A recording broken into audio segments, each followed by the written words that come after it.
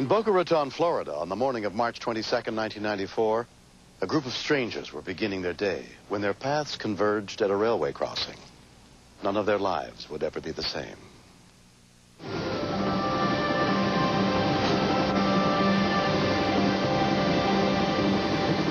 It was definitely something, when you witness it, you're not going to forget it. You may not see it, but the train is there, and it takes them a good quarter to a half a mile to stop. You're not going to win.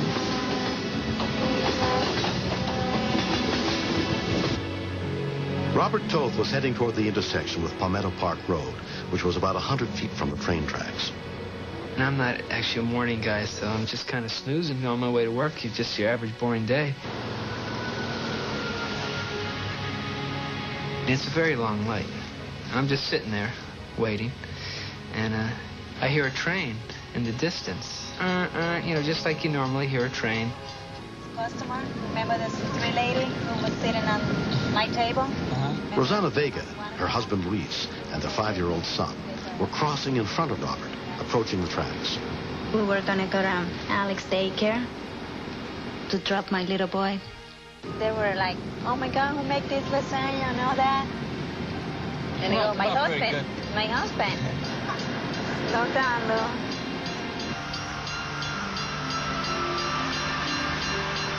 This car's moving pretty quick. Realizes at the last minute that the arm came down.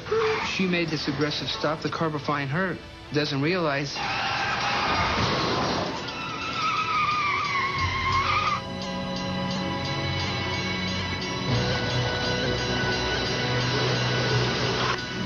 What happened? The other lady pushed her right into the middle of the train track.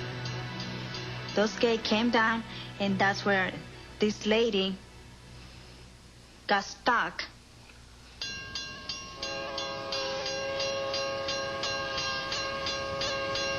Now the train's going, making this different kind of horn, which I've never heard. So like I'm all perked up, and I can't believe it.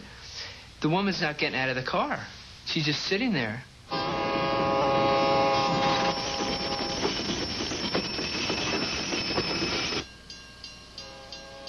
my God. It was like, what is this lady doing there? Get out. Louis didn't say anything to me. Stay here, don't go out, take care of Alex, my little boy. Nothing. He didn't have time to think. He just reacted. Here he is, his family's sitting in the car. I mean, the train's coming. He's saying, what's this guy doing? You know what he's doing, but you're saying, what's he doing?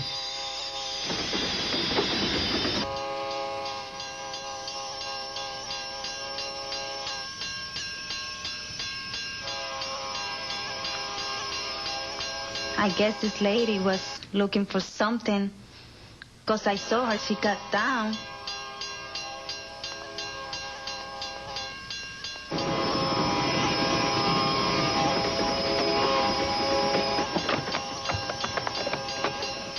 It was like, God, this is like the movies. It didn't seem real. Open the door. You figure that the car's going to blow up. I thought all these people there were going to get killed. It was that close. The door.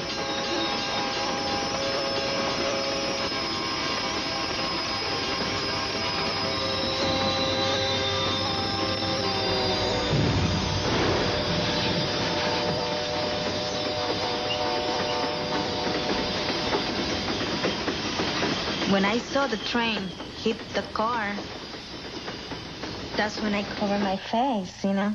And then I saw, oh my God, Louis is gone. This is it. This is my life. Then I saw Louis hugging the lady. It's been a train accident. I was just in awe over what just happened. If he would have tripped, or one of them would have tripped, they didn't have enough room. They would have been dead.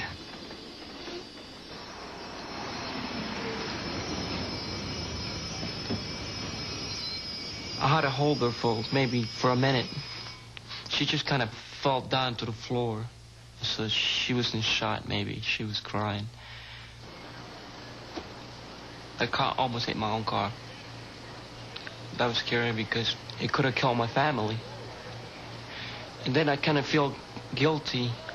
Instead of protecting my own family, I was somewhere else.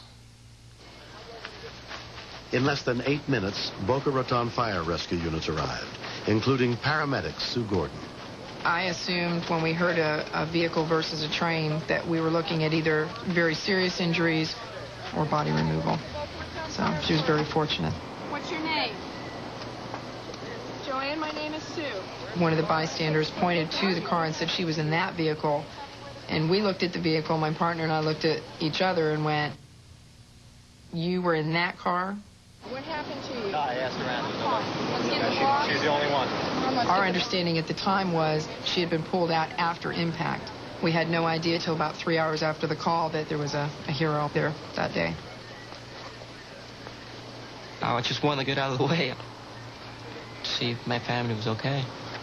So I say, I'm sorry I left you here. And then my wife says to me, you saved her life. And then I felt relief, and I'm like, it's only a car. There's no life taken. So I was happy. I don't know, I can't explain. You ran up to the car, grabbed her out? Yeah. When the car broke up, I thought my dad was gonna die, but no. I'm proud of him because he's a Power Ranger. Joanne Valiente was treated at a nearby hospital for neck and shoulder injuries received when her car was first rear-ended. She was released that same day. Being stunned and dazed, I truly did not realize anything that happened from the time of impact to the time I saw the white light of the train coming and then Luis's face.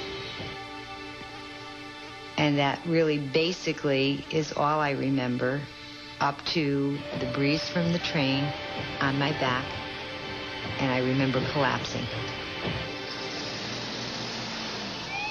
It reads like that Christmas story with James Stewart. If Luis was not there, I would be missing all of the wonderful things in my life that are pending. This will be you after you get married. That's right, a beach ball with arms. I think of it every day. I'll think of it Saturday when I walk down the aisle and watch my daughter marry. I'll think of it in October with the birth of my first grandchild, watching my son graduate when that time comes. And I'm kind of grateful. I gotta tell you, I'm kind of grateful.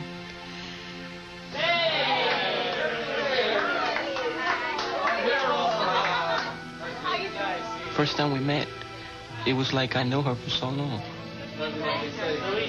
It was a blessing. It was something that I always dream of. I want to be a paramedic fire rescue, but I had to work since I was 16 because to support my family, I never had a chance for me to make my dreams come true. But now, maybe I can go to school. Maybe a day, maybe a night, whatever it takes. It's going to be a healthy baby. When I heard that this gentleman had put his life on the line, I said, I wonder if maybe he thought about a new line of work. To see a train bearing down on him and take his own personal safety and put it aside for someone else. He was meant to be there that day. All right, catch. All right. There's no way anyone could have survived it. They would have been smashed up just like the car. If other drivers could witness what I witnessed, I don't think they would go racing those gates anymore.